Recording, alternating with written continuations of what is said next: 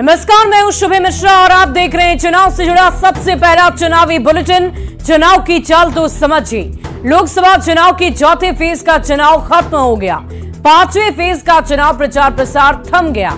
छठवें फेज का प्रचार तूफानी रूप ले चुका है। चुनावी चाल भी तूफानी गति से चली जा रही है। बीजेपी चाल चल रही है, कांग्रेस भी चाल चल रही है, क्षेत्रीय दल भी चाल से कमाल करने की हर जगत में। हमारी नजर चुनाव की हर एक चाल पर है, तो चुनाव से जुड़ी हर एक खबर को दिखाएंगे, खबर के अंदर की एक एक चाल को भी समझाएंगे। बस आप देखते रहिए देश का सबसे पहला समझाने वाला बुलेटिन, चुनाव की चाल तो समझिए।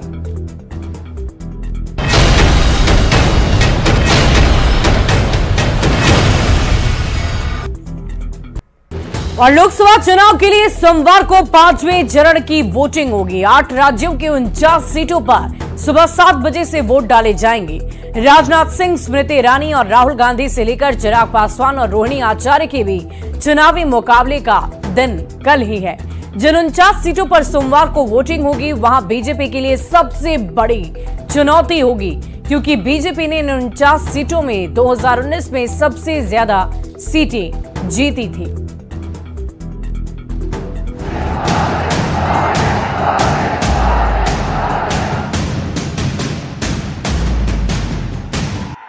लोकसभा चुनाव के सबसे अहम पांचवें चरण में मतदान का वक्त आ चुका है। ये 2024 के मतदान का वो चरण है जहां देश के सबसे बड़े राजनेताओं की किस्मत दांव पर लगी हुई है। यूपी में राहुल गांधी, बिहार में लालू प्रसाद की बेटी रोहिणी आचार्य, कश्मीर में उमर अब्दुल्ला और महाराष्ट्र में पीयूष गोयल इस महासमर की सबसे बड़ी जंग लड़ने जा रहे हैं। 6 राज्यों और 2 केंद्र शासित प्रदेशों के 49 निर्वाचन क्षेत्रों में मतदान होने जा रहा है। चुनाव आयोग के मुताबिक पांचवें चरण में 695 उम्मीदवार चुनाव लड़ रहे हैं। अगर हाई प्रोफाइल चेहरों की बात करें तो इस फेज में रायबरेली से राहुल गांधी की किस्मत का फैसला होना है। अमेठी की जनता स्मृति ईरानी की किस्मत का फैसला करेगी, तो रक्षा मंत्री राजनाथ सिंह की लखनऊ सीट के लिए मतदान होगा। आरजेडी प्रमुख लालू प्रसाद की बेटी रोहिणी आचार्य बिहार के सारण से चुनाव लड़ रही हैं। इसी तरह हाजीपुर सीट के लिए भी मतदान होगा, जहां चिराग पासवान लड़ रहे हैं।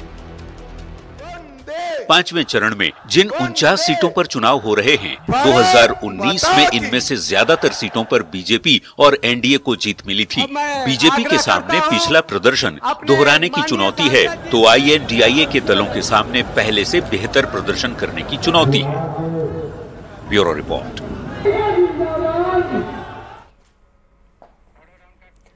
और पांचवें चरण की चुनावी चाल को समझिए। पांचवें चरण में 8 राज्यों की 49 सीटों पर वोटिंग होनी है। पांचवें चरण में सबसे ज्यादा यूपी की 14 सीटों पर मतदान होगा और 2019 में इन 14 सीटों में से 13 सीट बीजेपी ने जीती थी, जबकि कांग्रेस को एकमात्र सीट नसीब हो पाई। ये सीट रायबरेली थी, जहां पर सोनिया गांधी ने चुनाव जीता था और इस बार रायबरेली से राहुल गांधी चुनाव लड़ रहे हैं। पांचवें चरण में बिहार में 5 सीटों के लिए मतदान होने जा रहे हैं और 2019 में ये सभी सीटें एनडीए के खाते में थी।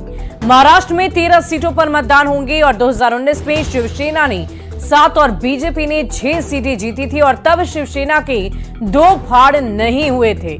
मतलब 2019 में महाराष्ट्र में सभी इस फेज की सभी सीटों पर एनडीए की ही जीत हुई थी और झारखंड में 3 सीटों पर मतदान होगा।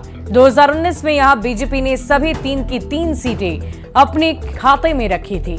ओडिशा में 5 सीटों पर मतदान होगा और 2019 में यहां बीजेपी ने 3 और बीजेडी ने 2 सीटें जीती थी और इस बार भी ओडिशा में कांटे की टक्कर होगी। पांचवें चरण में पश्चिम बंगाल में 7 सीटों पर मतदान है और 2019 में यहां बीजेपी ने 3 और टीएमसी ने 4 सीटें जीती थी। बीजेपी को इस बार पश्चिम बंगाल से ज्यादा सीटों की उम्मीद है। मतलब ये कि पांचवें चरण में जिन 49 सीटों पर मुकाबला है, 2019 में उन ज्यादातर सीटों पर बीजेपी और उसके समर्थकों की जीत हुई थी। बीजेपी के सामने पिछला प्रदर्शन दोहराने की चुनौती है। देखने वाली बात होगी कि कल के चुनाव में मतदान प्रतिशत क्या रहता है। इससे भी हम अंदाजा लगा सकते हैं कि इस बार के चुनाव का रिजल्ट क्या कुछ होगा। बढ़ते हैं आगे। पांचवें फेज के चुनाव में बिहार की 5 सीटों पर मतदान है। ये 5 सीटों हैं सीतामढ़ी, मधुबनी, मुजफ्फरपुर, सारण और हाजीपुर। कौन कौन सी 5 सीटें हैं, इसकी पूरी जानकारी हम आपको दे रहे हैं। और ये देखिए, इस मैप पर आप समझ सकते हैं, सीतामढ़ी एक सीट है, मधुबनी है, मुजफ्फरपुर, हाजीपुर और सारण। इन 5 सीट पर बहुत ही दिलचस्प मुकाबला है और बहुत सारे दिग्गज उम्मीदवारों की किस्मत कल ईवीएम में कैद होगी। तो देखिए, सारण भोजपुर का क्षेत्र है, मुजफ्फरपुर, और ये देखिए 5वें चरण में 5 सीटों पर मतदान है, उसकी ही तस्वीर हम आपको दिखाते हैं। और आइए अब आपको जल्दी जल्दी बता देते हैं कि 5 सीटों पर मुकाबला किसके किसके बीच है। बिहार में 5वें चरण की सबसे हॉट सीट है सारण की, और यहां पर ये मुकाबला है राजीव प्रताप रूडी जो बीजेपी की तरफ से उम्मीदवार हैं, और आरजेडी की तरफ से है लालू प्रसाद की बेटी यानी कि रोहिणी आचार्य।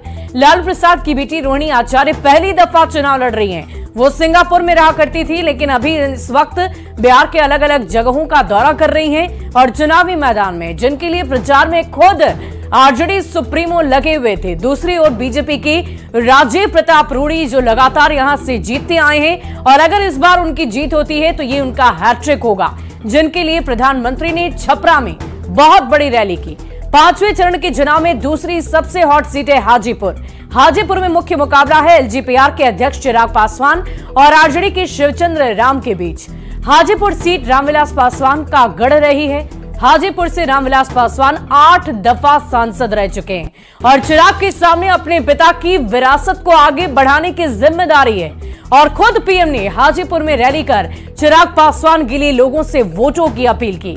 और दूसरी ओर आरजेडी ने शिवचंद्र राम को मैदान में उतारा है। आरजेडी को अपने एमवाई समीकरण पर बहुत भरोसा है। देखने वाली बात होगी कि विरासत बचती है या एमवाई समीकरण का गणित काम करता है। मुजफ्फरपुर में बीजेपी के राजभूषण निषाद का मुकाबला कांग्रेस के अजय निषाद से।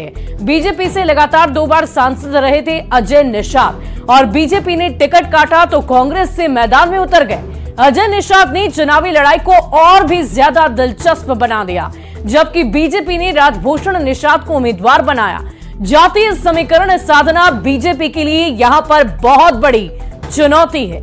सीतामढ़ी में जेडीयू के देवेश चंद्र ठाकुर का मुकाबला आरजेडी के अर्जुन राय से है, और जेडीयू ने मौजूदा सांसद सुनील कुमार पिंटू का टिकट काटकर इस बार देवेश चंद्र ठाकुर को मैदान में उतारा है।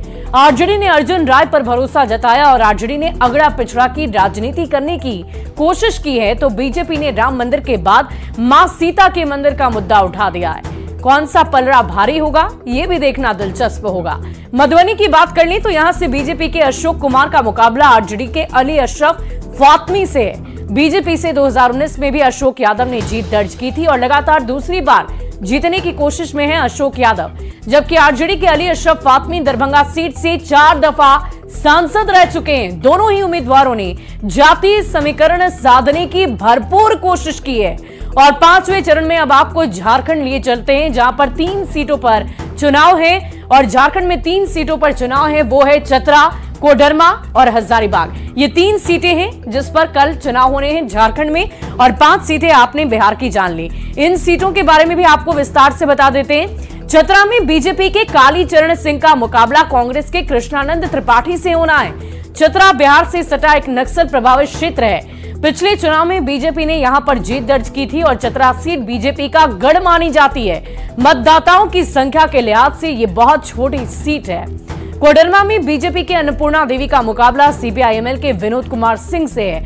अन्नपूर्णा देवी बीजेपी की मौजूदा सांसद है और दूसरी जीत की कोशिश बीजेपी के खिलाफ सीपीआईएमएल के विनोद कुमार सिंह मैदान में है। हजारीबाग सीट पर बीजेपी और कांग्रेस के उम्मीदवारों के बीच सीधा मुकाबला है। बीजेपी से मनीष जायसवाल मैदान में है तो कांग्रेस ने जयप्रकाश भाई पटेल को मैदान में उतारा। बीजेपी ने सिटिंग सांसद जैन सिन्हा का टिकट काटकर इस बार मनीष जायसवाल को उम्मीदवार बनाया है। इस सीट से जैन के पिता यशवंत सिन्हा कई दफा सांसद रहे। तो कुल मिलाकर इन 8 सीटों का गणित भी आपने समझा, कहां पर चुनाव है वो भी जानकारी हमने आपको दी है, और कल का चुनाव कैसा होगा ये भी देखने वाली बात होगी। प्रधानमंत्री मोदी ने झारखंड के घाटशिला में चुनावी रैली की। कांग्रेस पर अब तक का सबसे करारा प्रहार किया है। पीएम मोदी ने कहा कि कांग्रेस और जेएमएम को विकास का क ख ग घ भी नहीं पता है। पीएम ने कहा कि शहजादी नक्सलियों जैसी बातें करते हैं। भारत माता की, भारत माता की, भारत माता की। झारखंड में प्रधानमंत्री मोदी ने भ्रष्टाचार को सबसे बड़ा मुद्दा बनाया है। प्रधानमंत्री नरेंद्र मोदी ने घाटशिला में एक रैली की और आलमगीर आलम के ठिकानों से मिले नोटों के अंबार के मुद्दे को उठाया।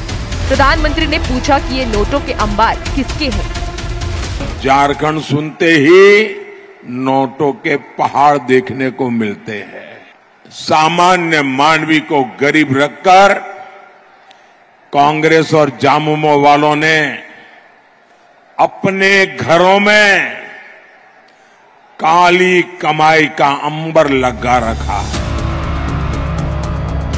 प्रधानमंत्री ने सबसे बड़ी चोट भ्रष्टाचार के मुद्दे पर की है। प्रधानमंत्री ने कहा कि झारखंड जैसे खनिज संपन्न राज्य की गरीबी की वजह कांग्रेस और झारखंड मुक्ति मोर्चा का भ्रष्टाचार है। चिल्लाना मत कि हमारे यहाँ से उद्योग चले गए, फलाने राज्य में गए, टिकने राज्य में गए।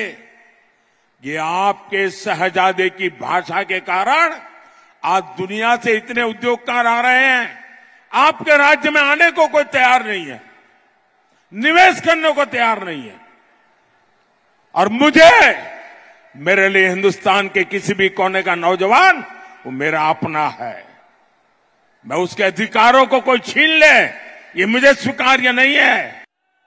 प्रधानमंत्री ने देश को तोड़ने के नारे लगाने वालों को भी आईना दिखाया और झारखंड की धरती से राहुल गांधी पर निशाना साधा। कांग्रेस की भाषा, इस शहजादे की भाषा पूरी तरह नक्सली भाषा है, माओवादी भाषा है। और नक्सली भी तो बिना रंगदारी लिए किसी कारोबारी को काम नहीं करने देते थे। झारखंड में लोकसभा की 14 सीटें हैं। 2019 में एनडीए के खाते में 12 सीट आई थी। 2024 में मोदी का लक्ष्य सभी झारखंड की 14 सीट जीतने का है। न्यूज़ 18 के लिए जमशेदपुर से निरंजन की रिपोर्ट। और मोदी की झारखंड वाली चुनावी जाल को आप भी समझिए। झारखंड में लोकसभा की कुल मिलाकर 14 सीटें हैं और 2019 में एनडीए के खाते में 12 सीट आई थी और इस बार एनडीए का लक्ष्य सभी 14 सीटों को जीतने का है। और यही वजह है कि पीएम मोदी लगातार रैलियां और रोड शो कर रहे हैं। पीएम मोदी ने घाटशिला में रैली कर विपक्ष को घेरा और अपनी बातें जनता तक पहुंचाई है।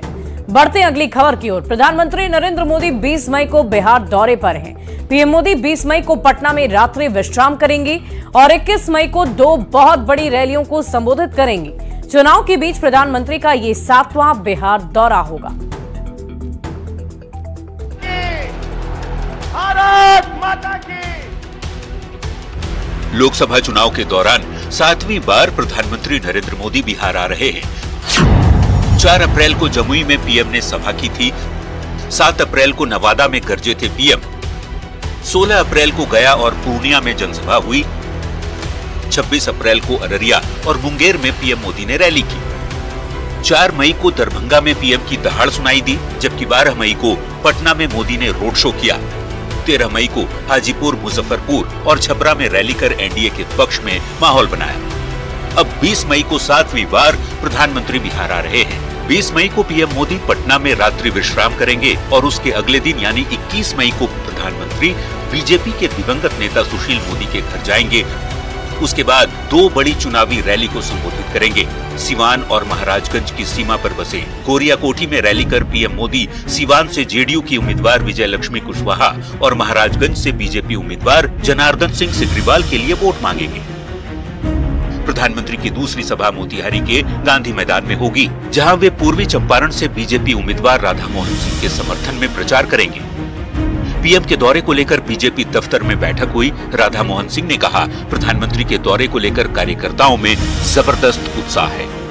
के सबसे बड़े नेता का दर्शन करें, देश के यशस्वी प्रधानमंत्री का दर्शन करें और बापू की कर्मभूमि जो मोतिहारी है, बापू के सपनों को पूरा करने के लिए हम प्रधानमंत्री जी के बताए मार्ग पर चलने का संकल्प करें।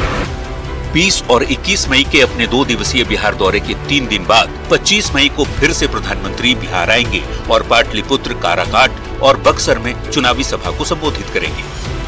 बीजेपी के लिए हिंदी पट्टी के राज्यों में बिहार सबसे अहम बना हुआ है। ये पीएम मोदी के ताबड़तोड़ दौरे से भी समझा जा सकता है। Bureau report, news 18। और यहाँ रुकेंगे एक छोटे से ब्रेक के लिए। खबरें लगातार जारी है।